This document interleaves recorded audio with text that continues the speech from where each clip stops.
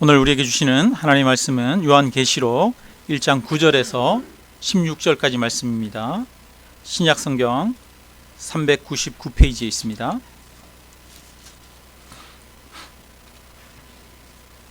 요한계시록 1장 9절에서 16절까지 말씀 우리 함께 한 목소리로 같이 읽겠습니다. 같이 읽습니다. 나 요한은 너희 형제요 예수의 환난과 그 나라와 참음에 동참하는 자라. 하나님의 말씀과 예수를 증언하였으므로 말미암아 밤모라 하는 섬에 있었더니 주의 날에 내가 성령에 감동되어 내 뒤에서 나는 나팔소리 같은 큰 음성을 들으니 이르되 내가 보는 것을 두루마리에 써서 에베소, 서머나, 버가모, 두아디라, 사데, 빌라델비아, 라우디게아 등 7 교회에 보내라 하시기로 몸을 돌이켜 나에게 말한 음성을 알아보려고 돌이킬 때에 7 금 촛대를 보았는데 촛대 사이에 인자 같은 이가 발에 끌리는 옷을 입고 가슴에 금띠를 띠고 그의 머리와 털의 희기가 흰 양털 같고 눈 같으며 그의 눈은 불꽃 같고 그의 발은 풀무불에 단련한 빛난 주석 같고 그의 음성은 많은 물소리 같으며 그의 오른손에 7 별이 있고 그의 입에서 좌우에 날선 검이 나오고 그 얼굴은 해가 힘있게 비치는 것 같더라. 아멘. 네. 지난 주일은 추수감사주일이었습니다. 한 주간 감사하면서 사셨습니까? 네. 이번 한 주간은 우리 성도님들에게 좀 특별한, 우리 교회에 특별한 그런 한 주간이었습니다. 우리 교회 고3 학생인 박신원 우리 학생이 갑자기 머리가 아파서 이제 병원에 가게 됐는데 뇌수막염이라는 그런 이제 결과를 얻었습니다. 그런데 여러 가지 약을 써도 차도가 보이지 않고 점점 나빠지기 시작했습니다. 그래서 뇌염으로까지 그렇게 병이 깊어졌고 또 이제 의식도 제대로 없고 또 호흡기를 껴야 했고 또 직접 음식을 씹을 수가 없어가지고 목줄로 해서 영양분을 공급을 하게 되었습니다. 부모님도 갑자기 큰 충격을 받았고 우리 성도님들도 다 같이 너무 놀랐습니다. 처음에는 뇌수막염이라는 얘기를 듣고 치료하면 괜찮겠지 그렇게 생각했다가 의사의 여러 가지 처방이 효과가 없자 우리들은 다 같이 하나님만 바라보는 그런 간절한 마음이었었습니다. 성도들이 합심하여 기도하기 시작했습니다. 어떤 분들은 금식하기도 하셨고요. 또 교회에서 철야 기도를 하신 분들도 계십니다. 그리고 어제 봉집사님으로부터 연락을 받았습니다. 신원이의 상태가 조금씩 나아지고 있다는 말씀을 들었습니다. 다시 대화도 가능하게 되었고 음식도 먹을 수 있게 되었다고 합니다. 앞으로도 또 더 치료해야 되지만 그동안 합심하여 함께 기도해 주신 성도님들께 감사드립니다. 아침에 문자가 왔는데 아직 상황에 맞지 않은 그런 이야기를 하기도 한답니다. 그리고 또 그동안에 복용했던 약이 신장 기능에 또 안 좋은 영향을 끼치기도 하는데 소변줄을 뺐지만 또 소변이 잘 나오지 않는 상황이라고 합니다. 그래서 기도 요청을 하셨는데 우리 성도님들 같이 기도해 주시면 감사하겠습니다.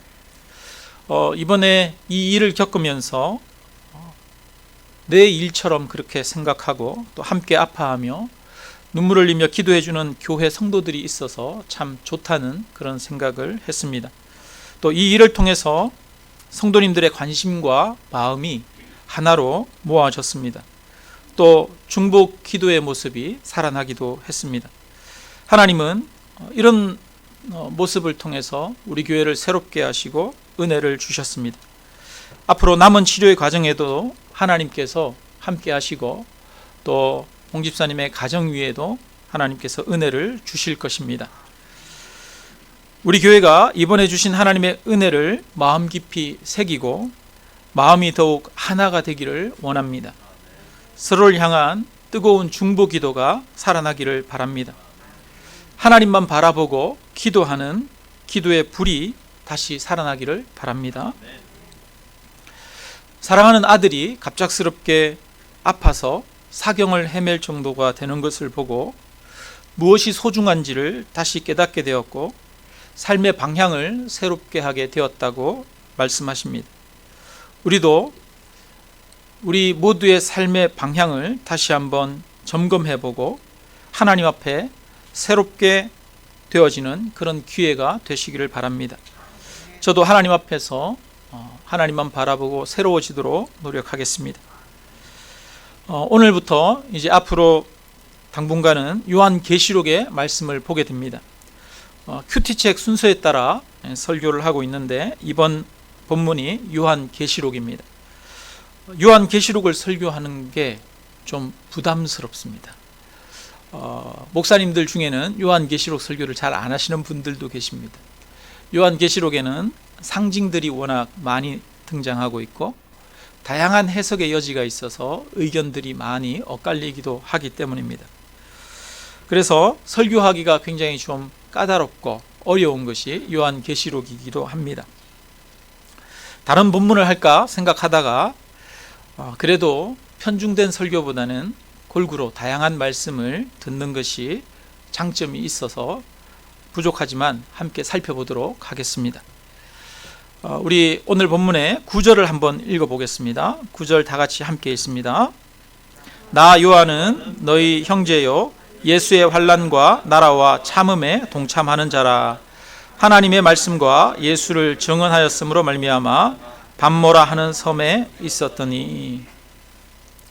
요한계시록에 대해서 그 저자가 누구인지 상황이 어떻는지 이런 것들을 보여주는 그런 구절입니다.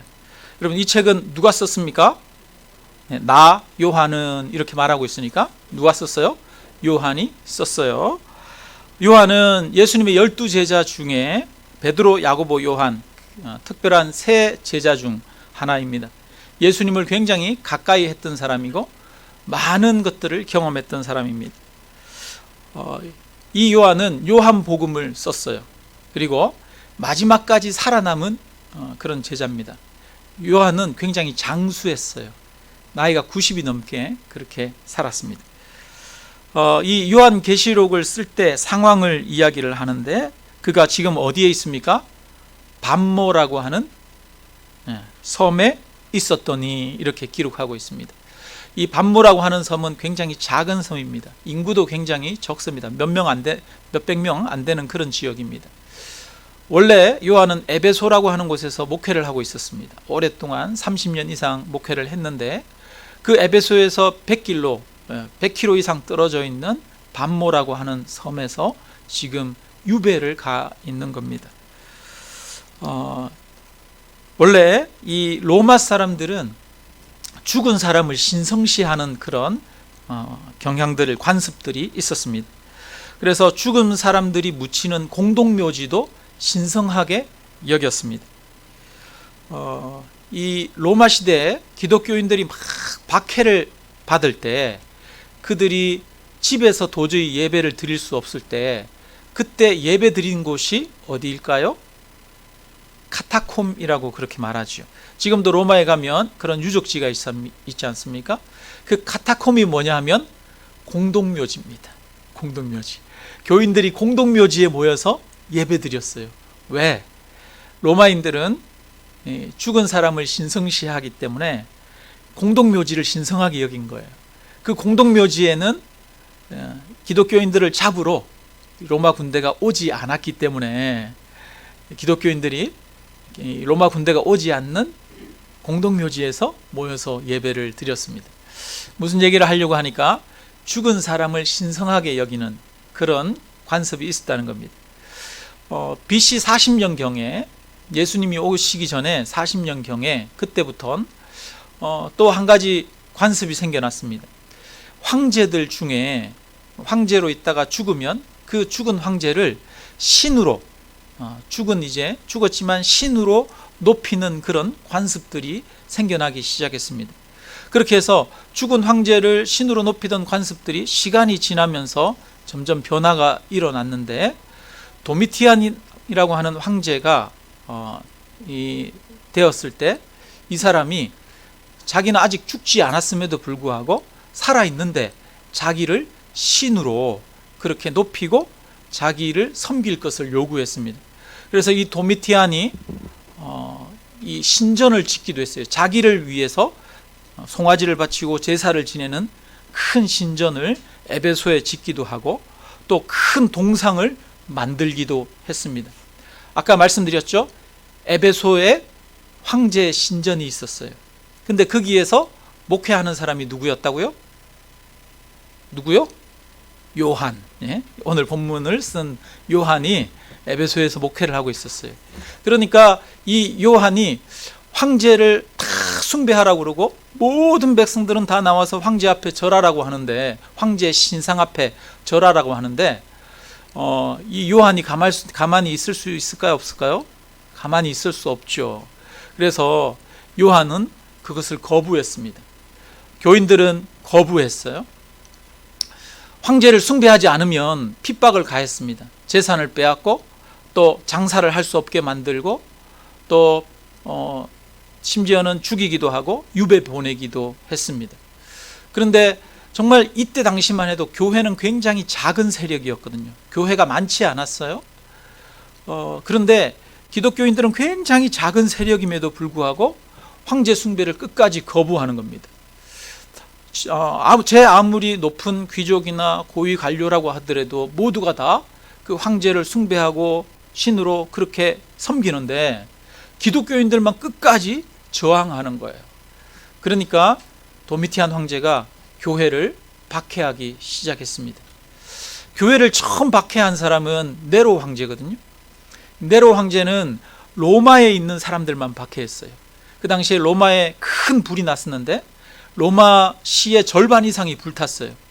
그래서 그 책임을 면하기 위해서 기독교인들이 불을 질렀다 이렇게 소문을 내고 기독교인을 박해하기 시작했습니다. 그래서 네로 황제 때 박해를 받은 사람들은 이 로마 시에 있는 사람들만 박해를 받은 거예요.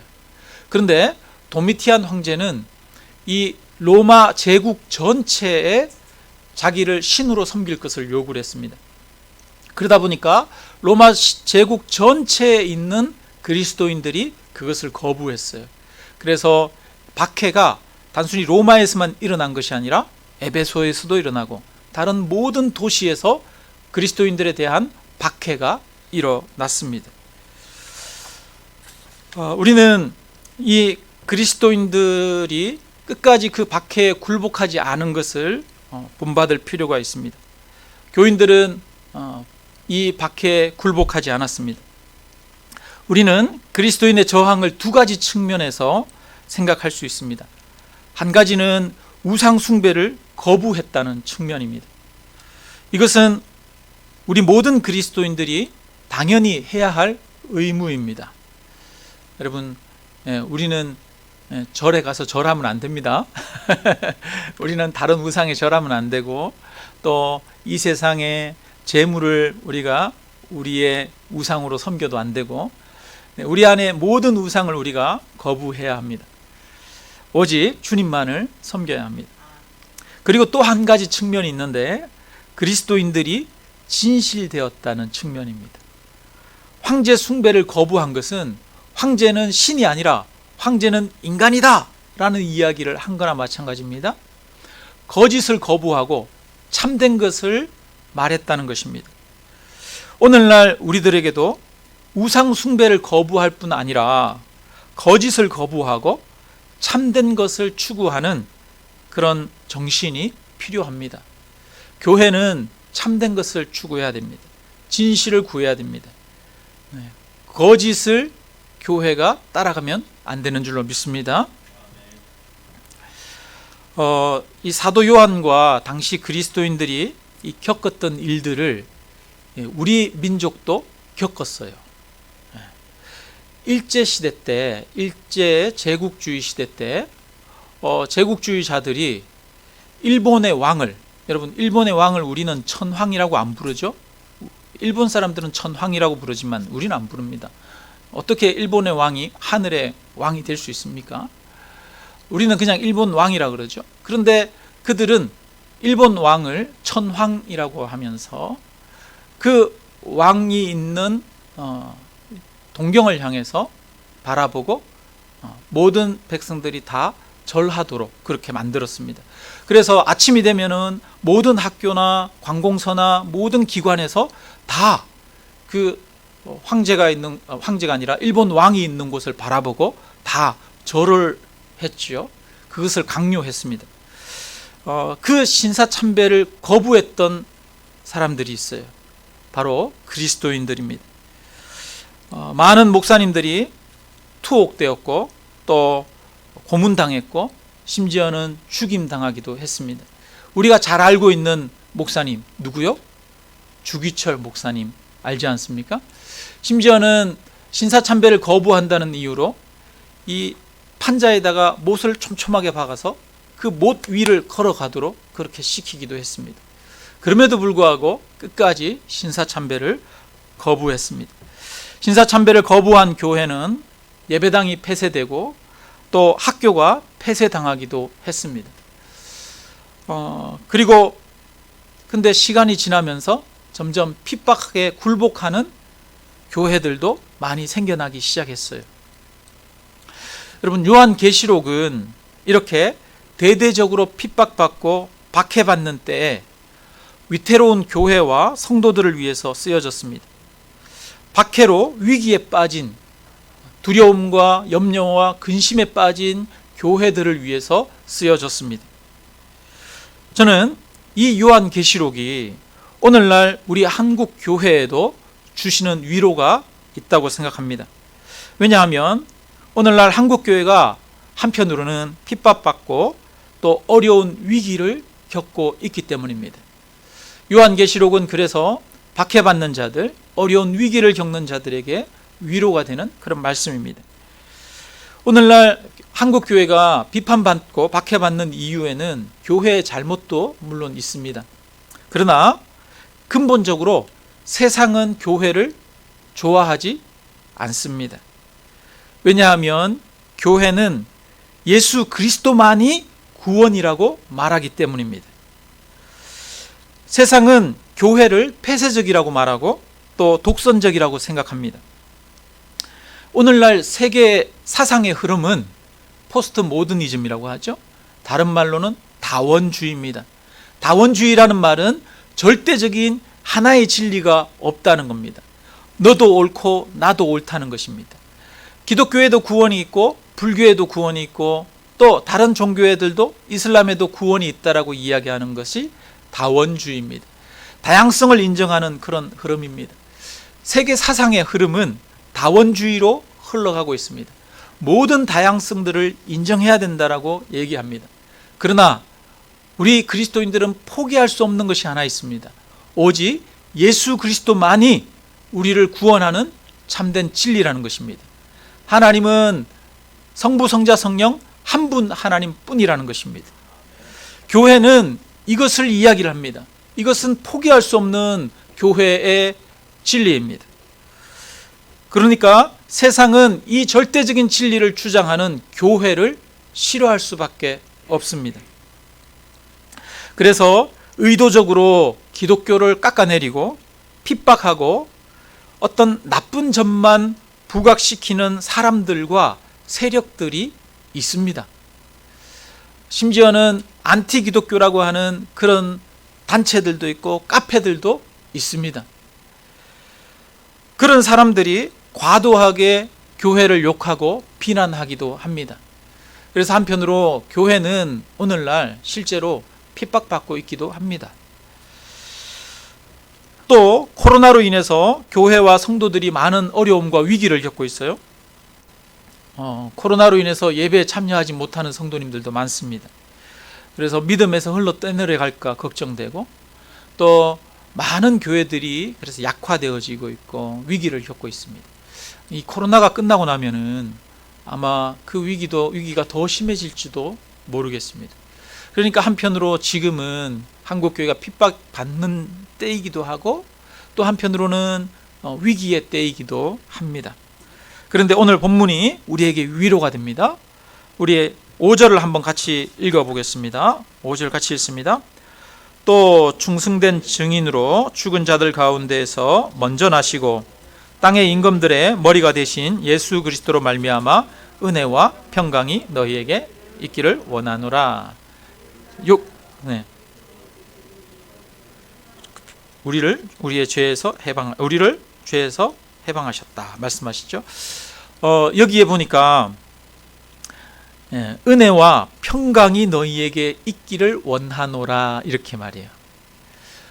지금 요한이 어디에 있다고요? 밤모섬에. 지금 밤모섬에 왜 끌려갔다고요? 유배에 갔어요. 척박한 그곳에서 동굴에서 노동하면서, 강제 노동하면서 그렇게 동굴에서 지내면서 살아가고 있었을 것으로 보입니다. 그런데 그가 뭐라고 말하냐면 이 지금 아시아의 7 교회들에게 편지하면서 너희에게 뭐가 있기를 원하노라?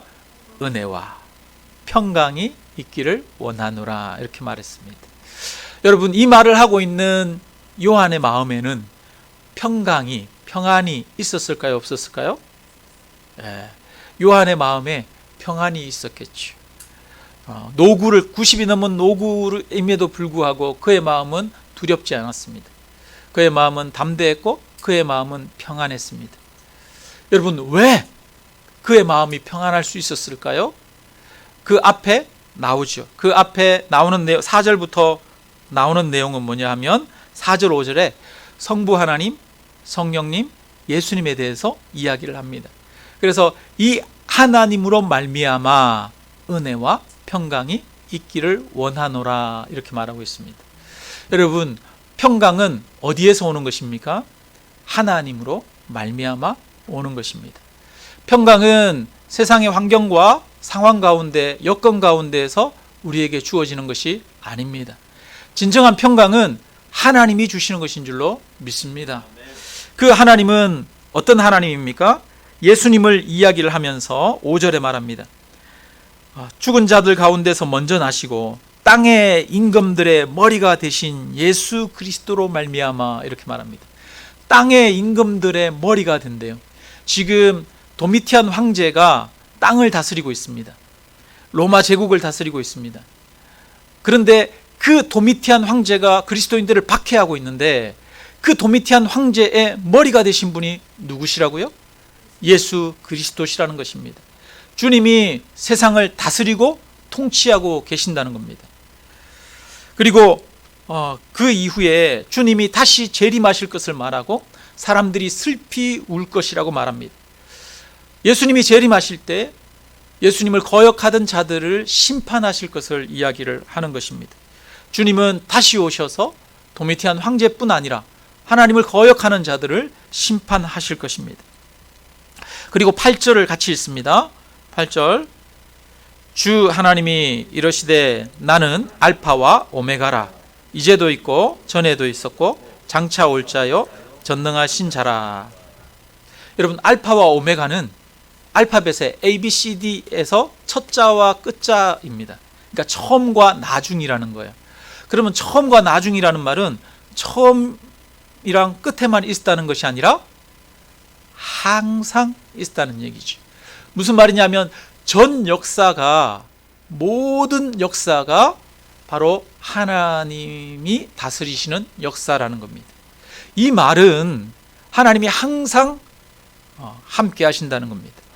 항상 함께 하신다는 것은 지금 여기에서 핍박의 순간에도, 박해의 순간에도, 고난의 순간에도, 위기의 순간에도 하나님이 함께 하신다는 것입니다. 그래서 하나님은 주무시지도 아니하고 졸지도 아니하시는 하나님이십니다. 알파와 오메가 되시는 하나님이십니다. 부모님은 자녀를 돌보다가도 자녀를 젖먹이다가도 깜빡 졸 수도 있고 그렇습니다. 아기를 떨어뜨릴 수도 있습니다. 그러나 하나님은 한순간도 주무시는 경우가 없습니다. 항상 지금 여기에서 저와 여러분과 함께 하시고 모든 역사를 다스리시는 분이신 줄로 믿습니다. 알파와 오메가 되시는 하나님, 그분은 살아계신 하나님이십니다. 그런데 이 주님이 특별히 관심을 가지고 계십니다. 누구에게 관심을 가지고 계실까요? 10절을 한번 읽어보겠습니다. 10절 같이 읽습니다. 주의 날에 내가 성령에 감동되어 내 뒤에서 나는 나팔 소리 같은 큰 음성을 들으니. 예, 이 날은 어떤 날이에요? 예, 무슨 요일인지 알 수 있어요. 주의 날, 일요일이에요. 일요일. 일요일 날 요한이 뭐 했을까요? 우리는 생각할 수 있겠죠. 추측할 수 있어요. 요한이 뭐 했을 것이다? 하나님 앞에 예배했을 것이다. 기도했을 것이다. 여러분, 밤모섬에 그 당시에 기독교인들이 굉장히 세계적으로도 소수였는데 아주 외딴 섬 밤모섬 같은 곳에 기독교인들이 있을 리가 없죠. 이 사도 요한은 브로코노라고 하는 사람과 함께 유배를 갔습니다. 그를 데리고 유배를 갔어요. 그러니까 이 밤모섬에는 지금 최소로 그리스도인이 있었다면 2명, 더 많이 있었다면 거기에서 전도한 사람들 몇 명 있었겠죠. 많은 숫자가 아니에요. 2-3명이 모여서 주일날 아마 하나님께 기도하고 예배하고 있었을 것입니다. 근데 그 예배하고 있는데 뭐가 들려요? 뒤에서 소리가 들리는 겁니다. 10절에 보니까 내 뒤에서 나는 나팔 소리 같은 큰 음성을 들으니. 음성을 들었어요. 소리를 들었어요. 사람의 소리를 들었어요. 이건 예수님의 소리였죠.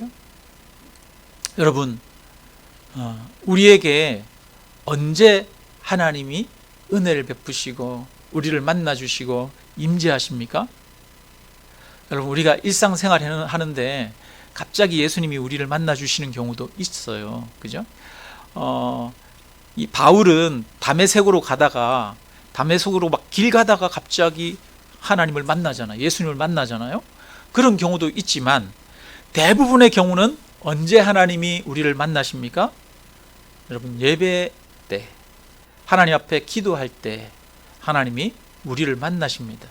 여러분, 하나님을 찾고자 하고 하나님을 만나기를 원하면서 기도하지 않는다, 예배하지 않는다, 하나님의 은혜를 얻기를 원하면서 기도하지 않는다, 예배하지 않는다, 여러분, 그거는 이루어지지 않을 가능성이 많습니다. 우리가 하나님을 뜨겁게 사모하고 2-3 사람이 있을지라도 기도하는 그곳에, 예배하는 그곳에서 하나님은 만나 주십니다. 오늘 방송으로 가정에서 예배드리는 성도님들 가운데에도 하나님이 만나 주시는 역사가 있는 줄로 믿습니다. 진심으로 하나님을 높이시고 하나님을 예배하시기를 바랍니다. 자, 그런데 소리가 뒤에서 들렸어요. 그래서 12절에 보니까 몸을 돌이켜 나에게 말한 음성을 알아보려고 돌이킬 때에 뭐를 보았어요? 7 금 촛대를 보았는데 촛대 사이에 인자 같은 이가 발에 끌리는 옷을 입고 가슴에 금띠를 띠고 있었어요. 그리고 그분에 대해서 여러 가지로 이렇게 쭉 묘사를 하고 있습니다. 여러분, 여기에 보니까 그분이 7 촛대 사이를 다니고 있대요. 7 촛대가 있는데 그 촛대 사이에 있어요. 그리고 그의 손에는 7 별을 붙들고 있어요. 그런데 이거는 뭐를 나타내고 상징하는 걸까요? 그거에 대해서 20절에서 이야기를 합니다. 20절 같이 한번 읽어보겠습니다. 20절, 내가 본 것은 내 손에 7 별의 비밀과 또 7 금 촛대라. 7 별은 7 교회의 사자요 7 촛대는 7 교회니라. 7은 완전수를 말하는 거예요. 그러니까 모든 전체를 나타내는 겁니다. 그러니까 전체 교회를 상징하는 것이 7입니다. 근데 7 촛대는 뭐를 상징한다고요? 촛대는 뭐라? 7 촛대는 7 교회니라.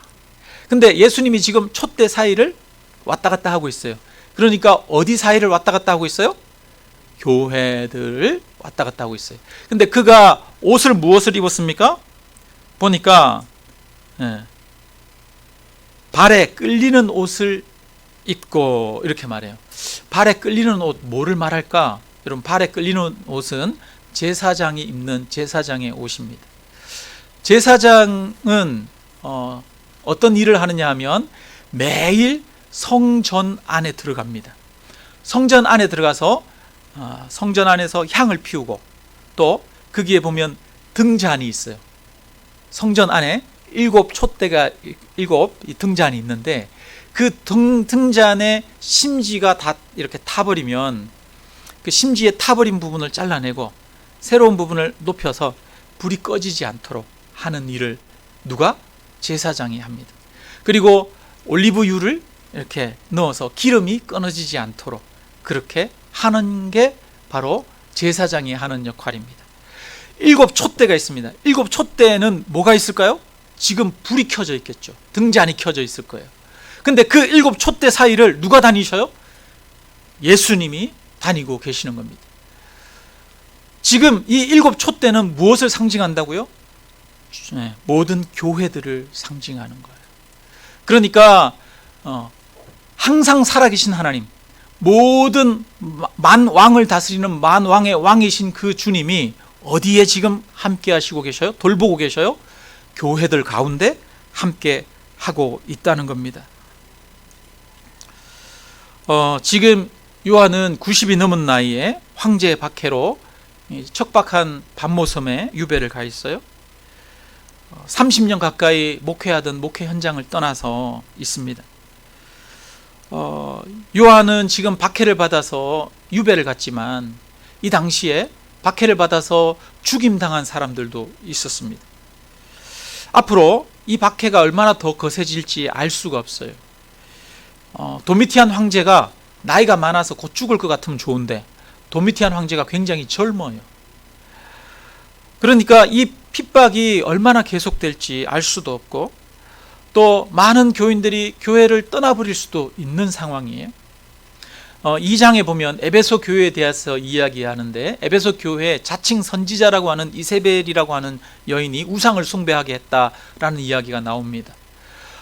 에베소 교회 안에는 야, 황제 숭배하는 거 괜찮아, 그거는 우상 숭배 아니야, 이런 목소리들이 생겨나기 시작했어요.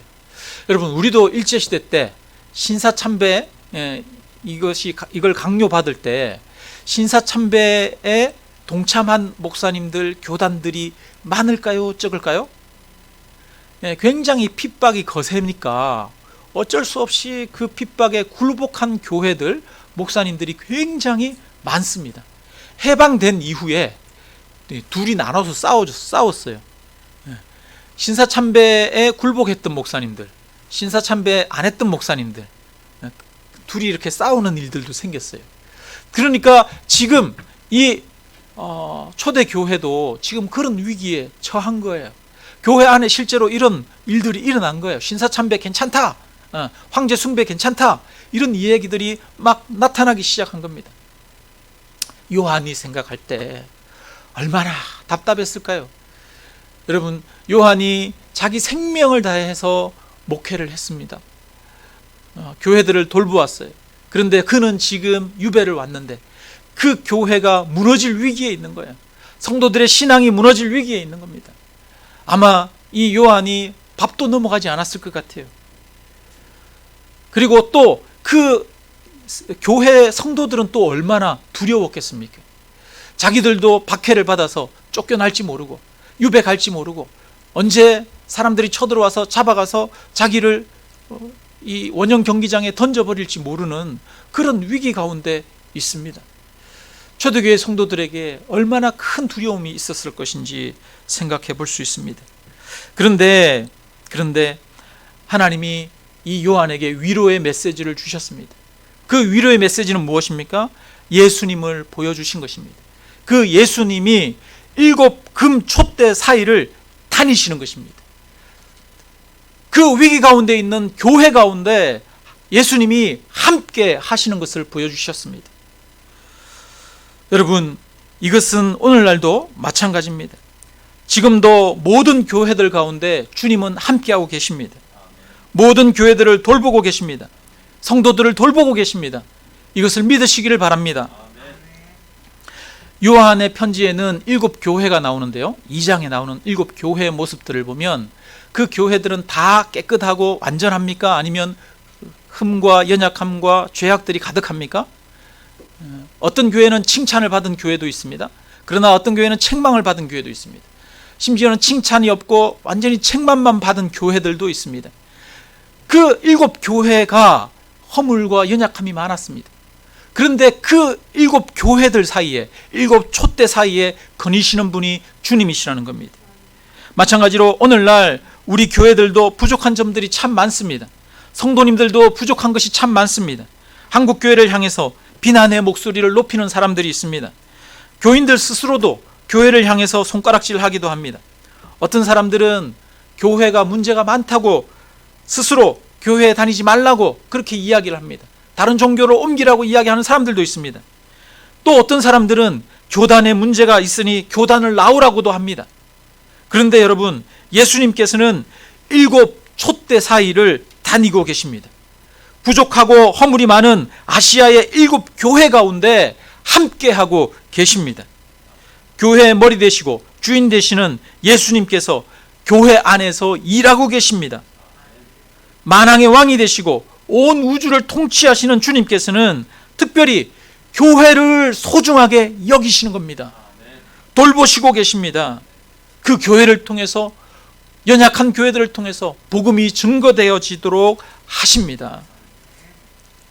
여러분, 요한이 이 환상을 보았을 때 여러분, 요한의 마음이 얼마나 위로가 됐을까요? 요한의 마음에 안심이 되고 눈물이 쭉 아마 흘러내렸을 것 같아요. 아시아의 교회들 가운데 하나님이 함께하고 계시는구나.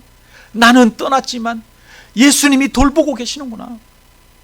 이 마음을 가질 수가 있었던 것이죠. 그리고 이 편지를 받았던 교인들, 그 교인들도 용기를 얻었습니다. 주님이 우리와 함께 하시는구나, 이것을 알았습니다. 마찬가지로 지금도 주님은 한국교회와 성도들을 돌보고 계십니다. 이것을 믿으시기를 바랍니다. 여러분, 요한 사도는 예수님을 굉장히 많이 경험한 사람이에요. 요한만큼 예수님을 많이 경험한 사도가 없을 정도입니다. 왜냐하면 예수님이 12제자를 데리고 다니시기도 하셨는데 특별히 이 세 제자를 더 가까이 데리고 다니기도 하셨어요. 누구요? 베드로, 야고보, 요한. 그러니까 이 요한은 예수님이 변화산에서 모세와 엘리야를 만날 때 순식간에 호련히 그 모습이 바뀌었어요. 신적 모습으로 바뀌었어요. 그때 그 모습을 본 제자는 3명이 있습니다. 누구? 베드로, 야고보, 요한. 이 요한은 예수님의 육체를 직접 본 사람이죠. 이 요한이 보면은, 이 요한복음에 보면 주의 사랑하는 제자가 예수님의 품에 안겨, 이렇게 말하고 있어요. 이 요한이 예수님한테 애교가 좀 많았는지도 모르겠어요. 에이 주님 이러면서 그 품에 안기기도 했던 것 같아요. 그러니까 주님과 굉장히 가까이 친밀하게 지냈어요. 육체로 오신, 인간으로 오신 인간 모습이신 예수님을 정말 세밀하게 경험했던 사람입니다. 다른 제자들이 다 도망갔을 때 예수님이 고난받는 빌라도의 법정까지 따라가고 대제사장의 그 마당까지 따라갔던 사람이 요한이고 십자가 아래까지 따라갔던 사람이 요한입니다. 십자가 아래에서 예수님이 십자가에 못 박혀 있을 때, 십자가 아래에 있는 요한을 보고 요한아, 그 어머니 마리아를 부탁하면서 내 어머니다, 네가 이제 그를 모셔라, 이렇게 말합니다. 그러니까 예수님하고 너무 친밀한 사이가 바로 이 요한이죠. 예수님을 가장 많이 경험한 사람이에요. 이 요한은 부활하신 예수님을 만났습니다. 그리고 예수님이 승천하시는 모습도 보았습니다. 그런데 위기 가운데 있는 이 요한에게 마지막에 주님이 또 다른 모습을 보여주십니다. 그 모습은 어떤 모습입니까? 완전한 신적 영광의 모습으로, 위엄과 영광이 있는 모습으로 나타나셨습니다. 그 예수님이 보니까 눈은 불꽃 같고 그의 발은 풀무불에 단련한 빛난 주석 같아요. 세상을 밟고 심판하시는 노쇠, 쇠덩이 같이 그런 발을 가지고 있습니다. 그의 음성은 많은 물소리가 납니다. 그 얼굴은 해가 힘있게 비치는 것 같은데 그 주님을 만났을 때 요한이 어떻게 됐냐? 요한은 주님을 너무 잘 알고 있는 사람이거든요. 그런데 이제 또 하나님이 그 주님이 만나 주셨어요. 17절 우리 한번 읽어보겠습니다. 17절 같이 읽습니다. 내가 볼 때에 그의 발 앞에 엎드러져 죽은 자 같이 되매 그가 오른손을 내게 얹고 이르시되 두려워하지 말라 나는 처음이요 마지막이니. 18절도 같이 있습니다. 곧 살아있는 자라 내가 전에 죽었었노라 볼지어다 이제 세세토록 살아있어 사망과 음부의 열쇠를 가졌노니. 아멘. 이 요한은 여러분 영광의 주님, 권능의 주님을 보았습니다. 그 영광의 주님, 완전한 신적 영광을 가진 그 주님을 보았을 때 그는 그 주님을 바라볼 수가 없었어요. 그래서 어떻게 돼요? 그 주님 앞에 꼬꾸라져 가지고 그 발 앞에 엎드러져 죽은 자 같이 되었다라고 말합니다. 그러니까 이것을 통해서 예수님이 얼마나 놀라운 권능을 가지고 나타났는지를 볼 수가 있어요. 그는 살아계시고 세세토록 다스리시는 분이라고 말합니다. 사망과 음부의 열쇠를 가졌다라고 이야기를 합니다. 그 주님을 새롭게 만났어요. 전능하신 주님을 만난 겁니다. 여러분, 이 요한에게 무엇이 위로가 되었습니까? 바로 주님을 만난 것입니다. 주님을 본 것입니다. 주님이 어떤 분이신지를 알게 된 것입니다. 여러분, 우리에게 위로가 되고 힘이 되는 것은 무엇입니까? 여러분, 우리가 주님을 만나는 것이 우리에게 힘이 되고 위로가 되는 것입니다. 박해 가운데 있는 그리스도인들에게 진정한 위로는 무엇입니까? 바로 예수 그리스도이십니다. 예수 그리스도가 어떤 분이신지를 아는 것이 진정한 능력이 되고 힘이 되고 위로가 되는 것입니다. 주님은 이 요한을 만남으로써 그에게 힘을 주시고 초대교회를 위로하셨습니다. 마찬가지로 오늘날 진정한 우리에게 힘은 무엇입니까? 바로 예수 그리스도를 바라보는 것입니다. 주님을 바르게 바라보는 것입니다. 주님 앞에 예배함으로 그를 높임으로 영광의 주님을 만나는 것입니다. 영광의 주님을 만나는 자에게는 용기가 생기고 또 위로받게 되어지고 회복되는 놀라운 축복이 있는 줄로 믿습니다. 말씀을 마칩니다. 박해 가운데 있는 요한에게 주님은 당신의 모습을 보여주셨습니다. 주님을 보고 그 권능과 영광을 아는 것이 박해받는 자들에게 주는 위로였습니다. 마찬가지로 삶에 지치고 힘든 우리들이 바라보아야 할 것은 주님이십니다. 주님의 권능과 영광을 바라보아야 합니다. 그 심판과 거룩하심을 보아야 합니다. 예배의 자리를 통하여 주님을 경험해야 합니다. 기도를 통하여 주님을 만나야 합니다. 주님을 보는 것이 우리에게 힘이 되고 위로가 됩니다. 주님만을 바라보는 저와 여러분이 되시기를 주님의 이름으로 축원합니다. 우리 함께 찬양 드리겠습니다. 찬송가, 오늘 찬송가